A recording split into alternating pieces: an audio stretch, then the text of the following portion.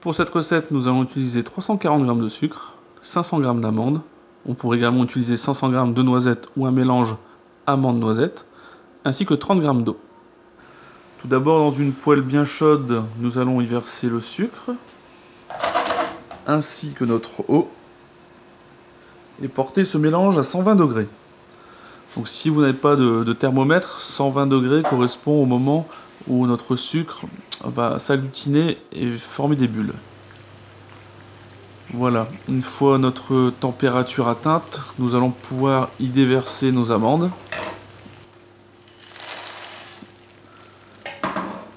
Et les enrober délicatement de sucre.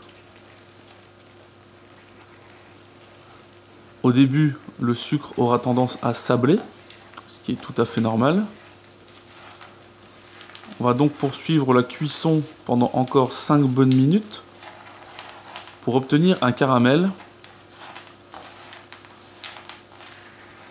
ce qui va apporter le goût et la couleur de notre praliné. Voilà, le sucre a fondu, on obtient donc notre caramel. Donc on n'hésite pas à enrober une fois de plus toutes nos amandes.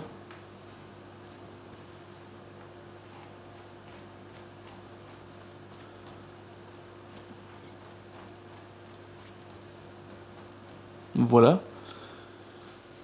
Ensuite, sur une plaque de cuisson, on y pose une feuille de papier sulfurisé et on y déverse notre mélange d'amandes caramélisées. On va ensuite laisser refroidir ce mélange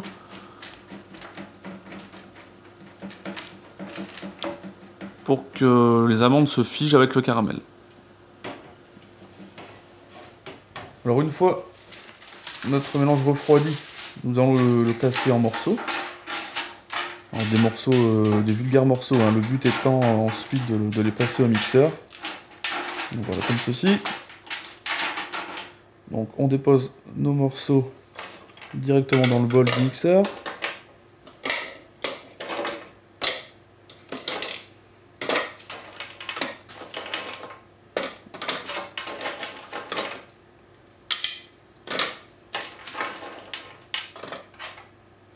Voilà.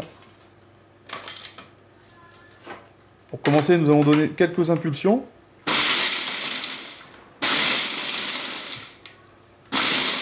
Puis nous allons après laisser tourner au robot pendant quelques secondes. Donc on voit que déjà les morceaux sont en train de s'effriter et s'émietter pour réduire en poussière.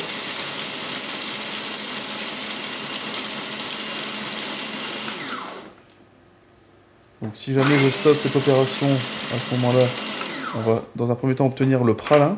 Donc le pralin, c'est cette poudre d'amande caramélisée qui se conserve parfaitement dans une boîte hermétique, hein, et qu'on peut utiliser pour d'autres recettes. Mais nous allons continuer à mixer encore pendant 5 bonnes minutes pour pouvoir extraire l'huile contenue dans les amandes et obtenir cette pâte qu'on appelle donc le praliné.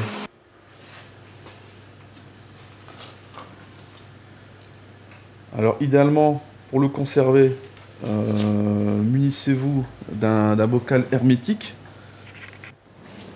Ensuite, le praliné, de préférence le conserver au frais dans un réfrigérateur pendant plusieurs mois sans souci.